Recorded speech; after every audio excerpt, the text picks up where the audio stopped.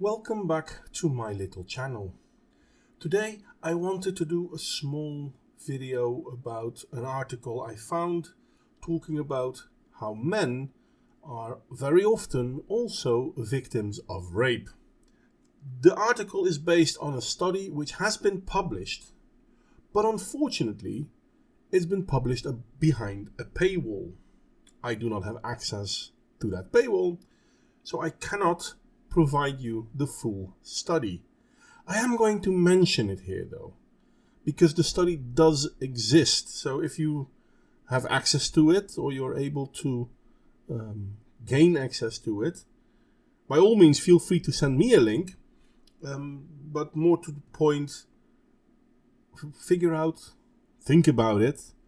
Why is information that contradicts the standard narrative about rape only available after someone gets paid, where there's plenty of suggested evidence on how there's a rape culture? But the topic was in my head, so I decided to make a video on it anyway. So I looked into the rape statistic bullshit thingy a bit more, and I found this lovely article by the aauw, which I from here on inward will refer to as the aauw. And yes, that is derogatory, but yes, it's deserved. I hope you will enjoy this. The article is called 89% of colleges reported zero incidents of rape in 2015. And then the first thing you will see is a small image. What's wrong with this picture? 89% of campuses disclose zero reported incidents of rape. But this can't be true, because 1 in 4, 1 in 5, 1 in 3, 1 in whatever number they decide of women on campuses are being raped or sexually assaulted. So the numbers are skewed. But how can they be skewed? I mean, reality says only 11% of colleges report anything that seems to indicate that something is happening. But the narrative is, it's 1 in 4. The aauw reluctantly has to admit that 89% of college campuses disclosed zero reported incidents of rape in 2015. With about 11,000 campuses providing annual crime data, an overwhelming majority of schools certified that in 2015 they did not receive a single report of rape. That in itself should say something. Now, I know there are people out there that say, yeah, well, not everyone who is raped comes forward, which unfortunately is true. And part of the reason this is true is because they will not get believed because people inflate numbers. But zero? Are you telling me that none of the women and men that get raped dare come forward? None at all? Somehow that doesn't make sense. But that's what the aauw wants you to believe. That these campuses report 0% of rape is a problem, because the aauw themselves researched this, and they revealed that 2/3 of college students experienced sexual harassment. Getting correct numbers in the annual clergy data matters because it helps policymakers understand one aspect of the scope of the problem. The thing is, you do not have to get accurate numbers, you have to get numbers that they will support. Therefore, they have a problem with the fact that the schools that actually do report the rape statistics do not give the numbers that the aauw wants. This is not even confirmation bias. They're actually demanding data that will sustain their beliefs. That's painfully unaware of reality and dangerous for our society. This is where the aauw unfortunately loses itself, because they're not happy with reality. Reality needs to change, because schools that have reported zero rapes have work to do and require additional scrutiny. When campuses disclose zero reports of rape, dating violence and domestic violence, and stalking, it simply does not square with the research, campus climate surveys, and widespread experiences reported by students. Because we all know, feels before reals. This is scary though, because they have the legit numbers, but those numbers do not square up with their made up statistics. Therefore the schools are wrong. This is really a big problem.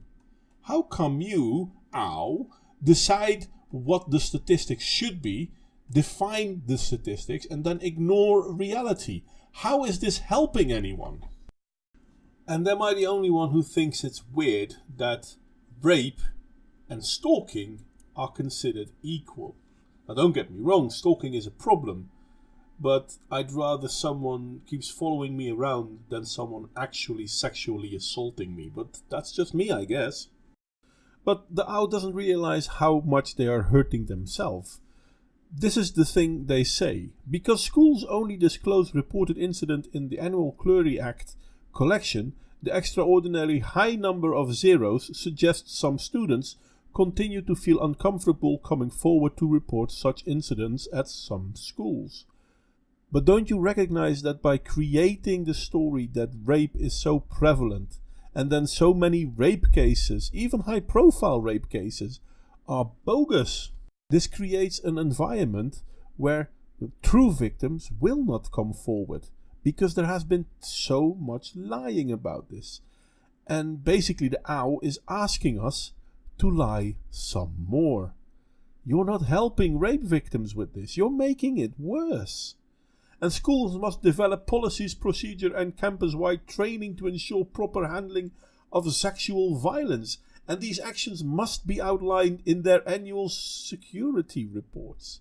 Seriously. Something that isn't there will not become more prevalent because of better training of the people to recognize it. It still will not be there.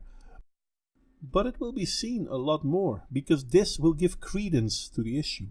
They will make the fact that sexual assault is being recognized important, not because of the recognition of sexual assault, but because of the number games.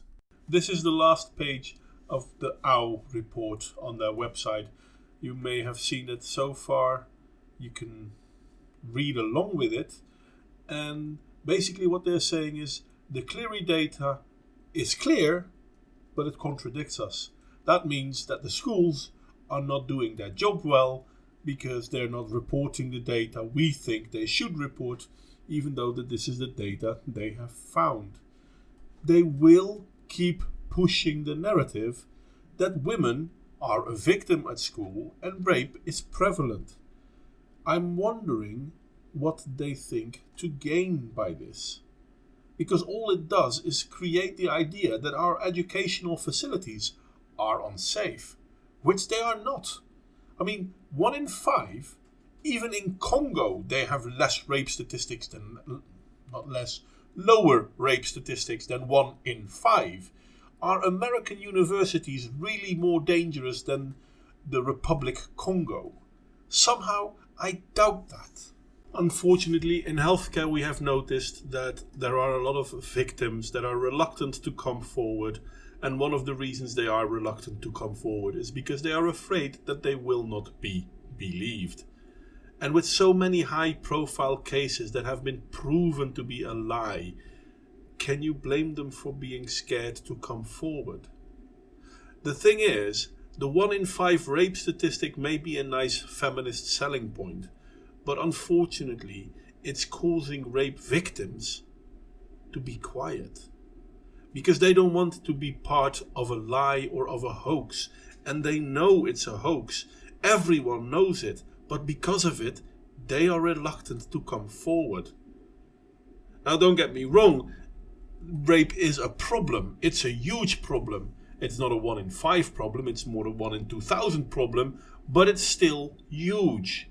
And by pushing the narrative of how sexually assaulting our students are towards each other and how unsafe our campuses are, we are basically telling our people our society is unsafe. It's creating us versus them dichotomy, and in this case they're trying to do it based on gender. Never mind the fact that men get raped too. No. Women are the victim. 1 in 5 gets raped. And nobody wants to believe them because it's so often proven not to be the case. For fuck's sake, by keeping this lie going, we're stopping the help people could get to actually deal with the problems they have. Anyway, this is where I'm going to end my rant. Like, share and subscribe if you feel so inclined. If you have a topic you think I should address, or if you feel I missed something, let me know and I will definitely look into it. Criticism, as always, is more than welcome, and I hope to see you all next time.